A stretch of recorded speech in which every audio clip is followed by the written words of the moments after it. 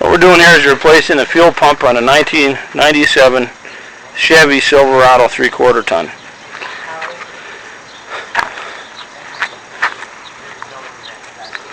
A lot of times a person will take the gas tank out and drop it down the bottom.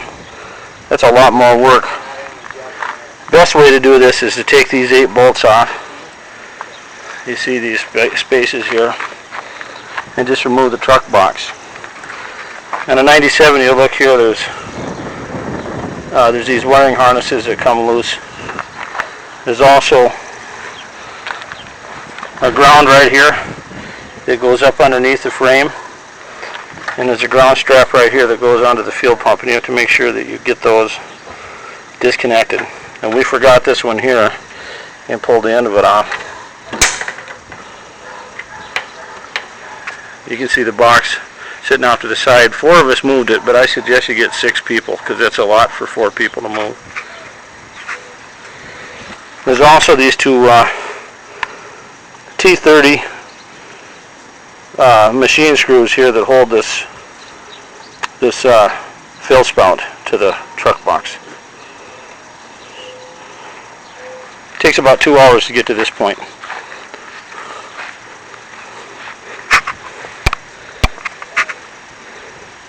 Okay, there you go. The last time this was installed we had it professionally done. We won't do that again. There's a lot of backyard mechanics in the world, and unfortunately the last one that worked on this was probably a trailer court mechanic.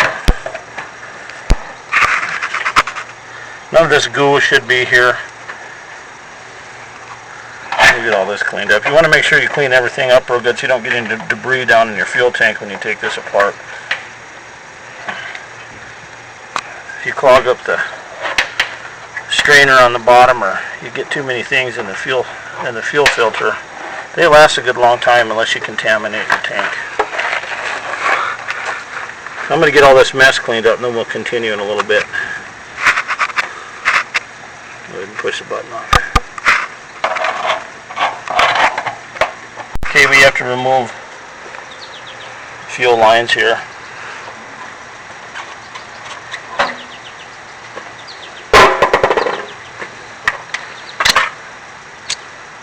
I just use a standard, we call them whip-to-do screwdrivers. It has 2 sizes, a 5/16 and a 1/4.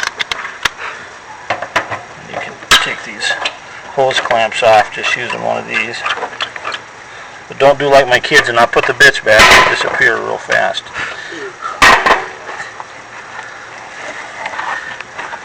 If you give it a little bit of a turn and don't turn all one direction, come back and forth, that'll slide right off fairly easy.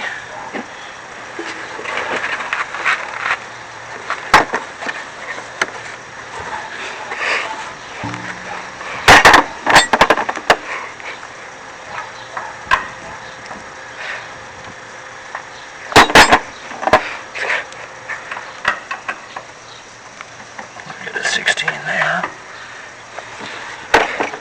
Probably an 18 on the other one. It's a little bigger.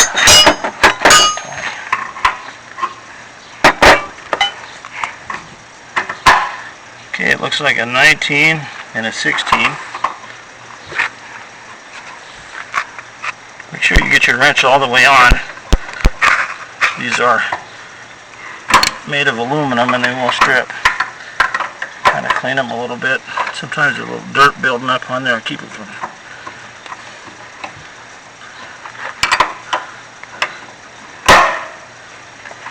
Okay, holding this hand rigidly against your side and twist this one a little bit, it'll break loose real easy. And it should just turn by hand.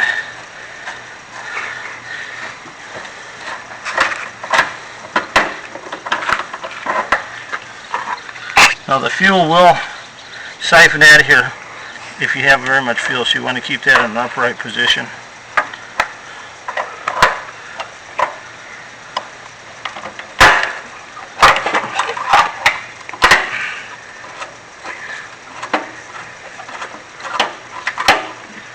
Okay, that comes off.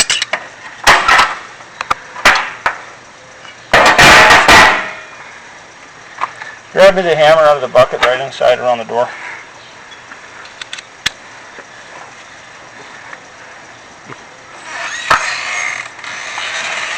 Stop that for a second. Okay, basically here we need to unspin this. There's an O-ring sealer underneath this. All this goop kind of makes it hard to see. These little tabs here, you just tap those with the screwdriver. You can see here's a little stopping point right here. And when that's tapped back in, I'll tap it back. You can see that's where it stops. And we're going to go the other way and take it off. You don't want to do it all on one tab. You want to move it around a little bit. That keeps them tabs from binding up. Come over here and take this one.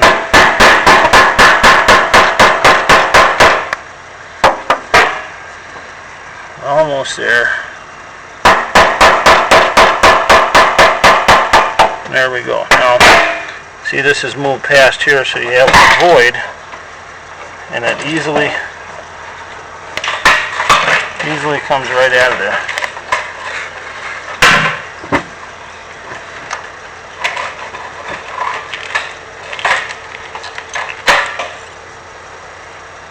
Set that to the side. Take the gas evaporate off of there. And one thing you want to be real careful of when you take this out of here is you don't want to get any debris to fall in there. You just want to be real careful.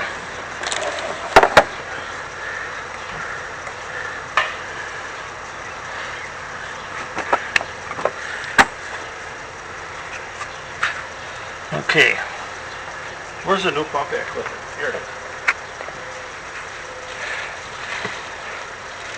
Here's the new setup here. Come back over here, we get out of light. Okay. You see we have the new screen, the ground strap. Here's the sending unit for your fuel gauge. Kind of all comes together. Now some guys complain that this is all together, but the nice thing about it is that when you go to fix it, it's relatively the same price to replace the whole thing, and all that stuff is new. I have an old 72 Ford where the fuel gauge nothing works because all that stuff was separate. And gently drop that down. You want to make sure that that moves freely. You want to make sure your screen is on there, not coming loose. Check all your wires if there's nothing loose, everything put on, and they didn't make a mistake in the factory.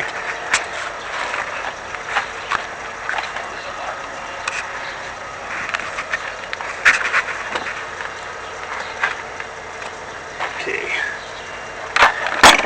Here we have the new lock ring.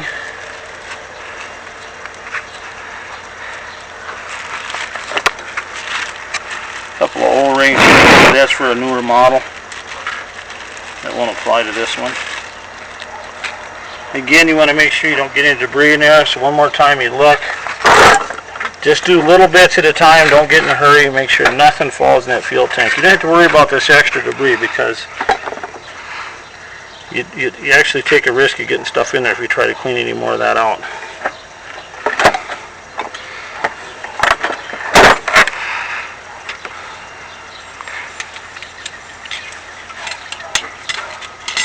Now we're going to take that, hold that right there. Run these wires through it. Come around the whole thing.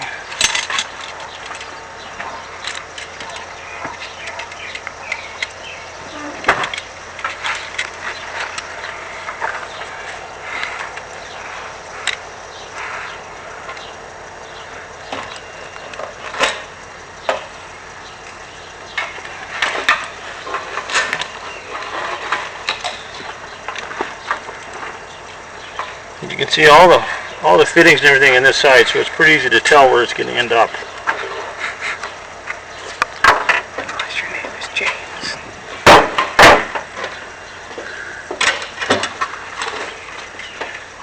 Kind of move things around until it sits in there, and then there's a little groove. You can see right here where that tab falls into that groove. Then you know you're set.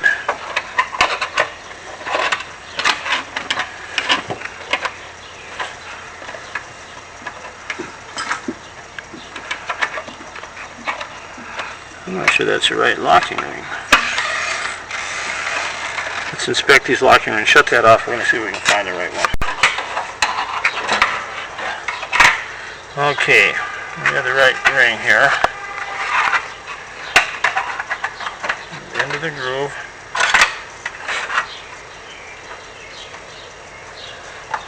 Kind of start it by hand. Once it gets started,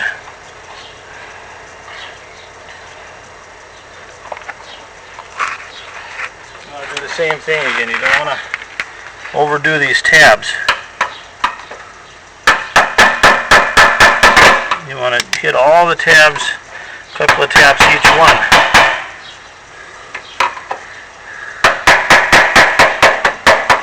And you can see here's the stopping tab, and it's going to end up right here, and it's going to lock into this little groove.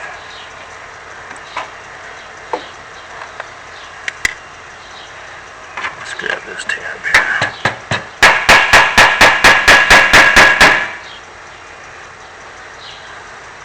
Now this one, once it gets behind these, you don't want to take the risk of breaking something. You can gently go underneath here. This is another advantage of taking the box off, is you just have a whole lot more space to work.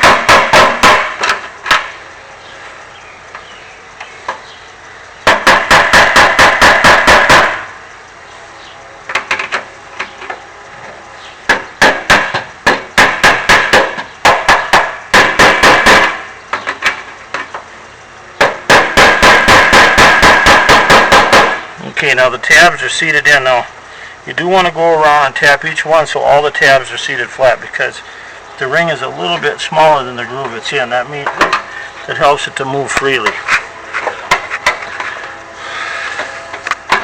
Just take your time, don't be in a hurry. See how that one goes up against there. Now the other one down here, a little tap and it'll be over. Now all of them are up against where they need to be. That was nice and quick.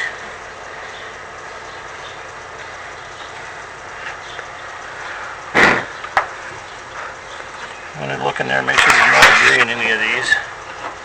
I always start from the right to move to the left. You can go either way. Slide that on, bring that up. You never want to bring a clamp right to the end. You want to go back a little ways. If you look, there's a little knurl on there, and you want to be between this bump and this bump so it squeezes in the middle. You don't want to go up here or on here. You could lose that while you're going down the road, then it's a whole lot of work to get that put back together.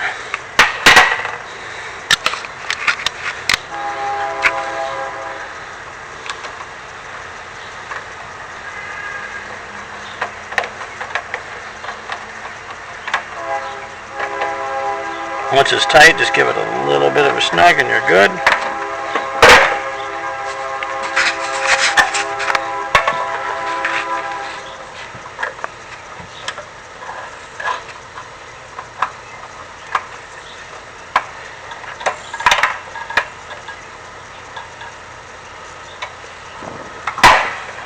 Let's see.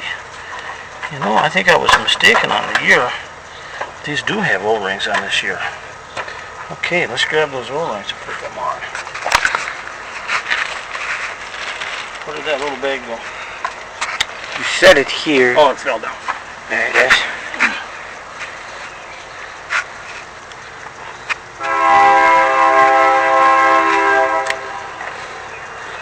Just proof that nobody knows everything all the time.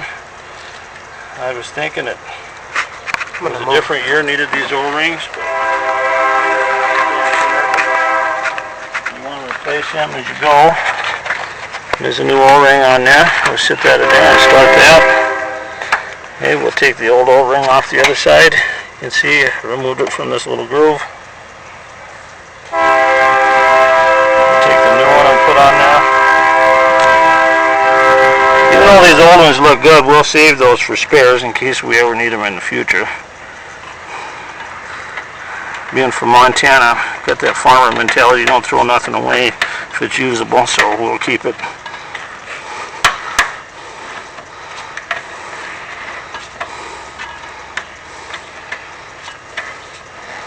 With that aluminum, you never want to force anything. With brass and aluminum, it's very important that you be patient and take your time. That 19, now that 19 is to stay stationary, and the 16 will go down. As soon as that's snug, and you get that snug, you go about 1/8 of a turn and stop. You do not want to over tighten aluminum, or you will have a mess.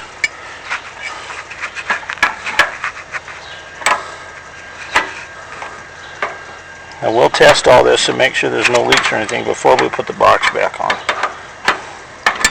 It's always good to pressure test everything. I don't want to take the box back off.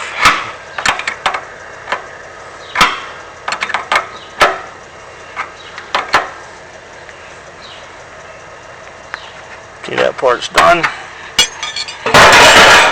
And the last one, sure the debris is cleaned out of there. And here again, you got a little bump here. You want to make sure your clamp goes past that space.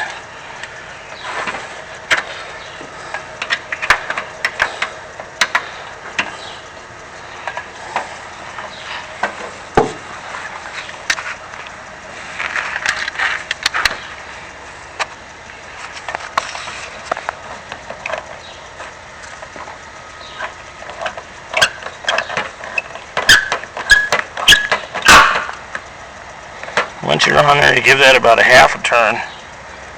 Snug it down good, it'll compress into that rubber.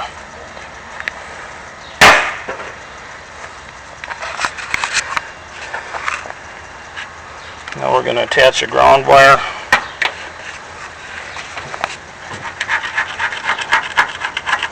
And all that debris out of there. Put that ground wire on.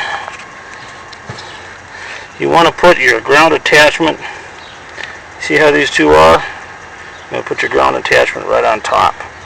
If you put it on the bottom, then you're pinching this into there. This holds it up a little bit so that wire has space.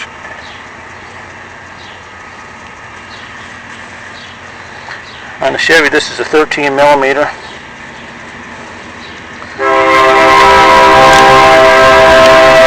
Let's shut that down till the train's gone.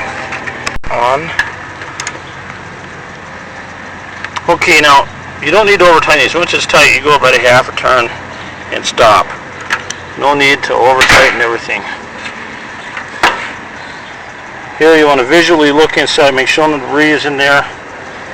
In fact, there's a little bit here. Blow it out. Little clip, and there's a little burr. And you see the little rubber bushing. I'm going to make sure that slid back. Center that on there. Push it till you hear it click. There you go. Give it a little tug back. Sometimes you can take a little bit of silicone grease and put on that rubber and put it in there, but these are actually, these General Motors are really good. You usually don't need to do that. Okay, now the next thing we want to do is we want to replace the fuel filter. Shut it off. On. Where did this go? Okay, now we're going to see if we got it done right. Should fire right up.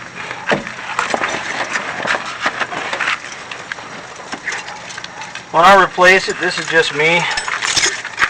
But every time you turn this on, it cycles through. It's a new video. That's right. Okay. The fuel pump cycles. James, can you hear that fuel pump? Yes, I can. Let's see if she starts. Whammo!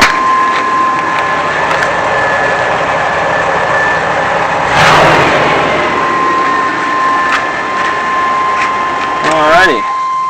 Now we're going to put the box back on. But I think I'm going to have a beer first. It's 100 degrees out here.